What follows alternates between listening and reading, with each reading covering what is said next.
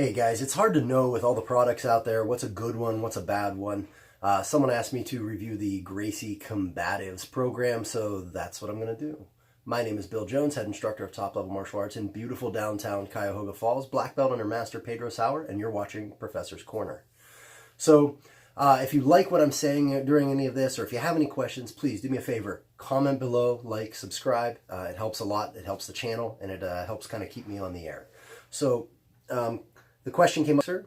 Thank you so much for watching that, by the way, and commenting. Said, hey, can you do a respectful review of Gracie Combatives and your thoughts in respect to rolling early in your training versus later in your training?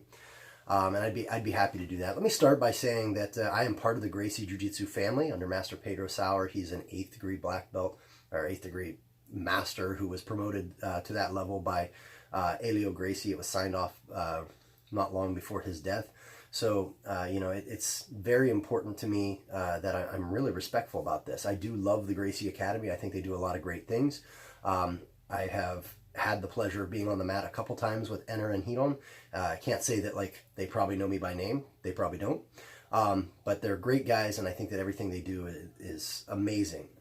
They're really contributing a lot to the jiu-jitsu community. With that, let's get on to my thoughts of the Gracie Combatives program. When it was first released, and actually let me back up even further.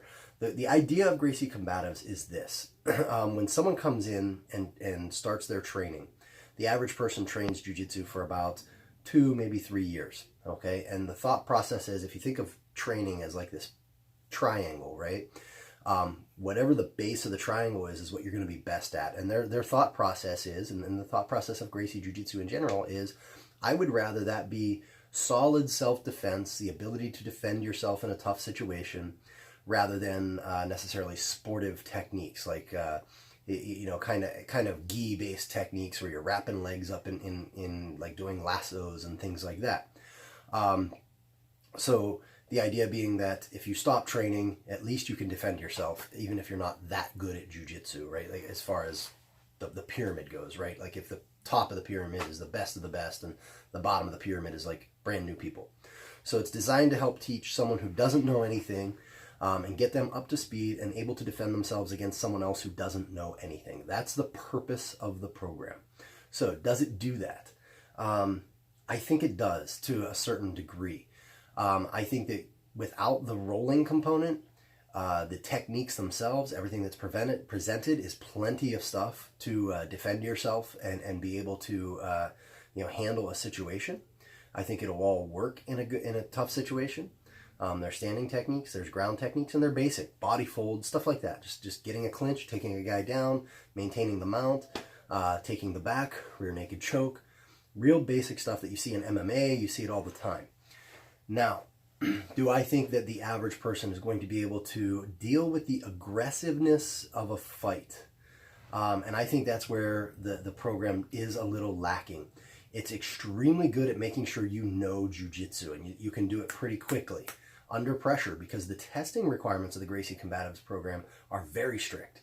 If you've never done it, it's not like just going and taking a test. I know 3rd, 4th degree black belts who do not pass it. And that might sound like very conceited of the Gracie family, and that's kind of how some people have come off with it.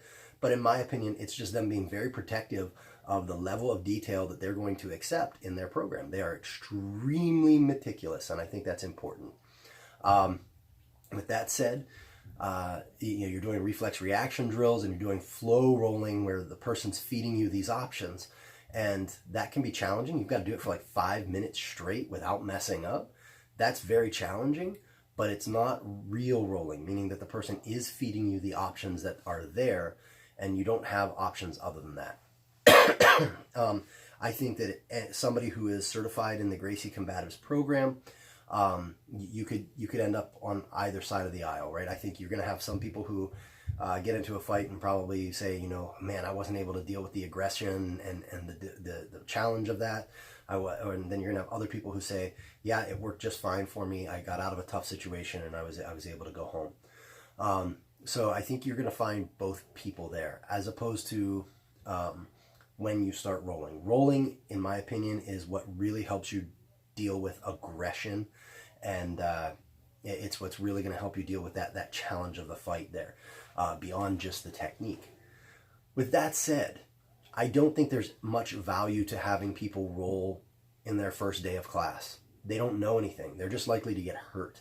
So I don't even let people roll on their first day of class at my academy.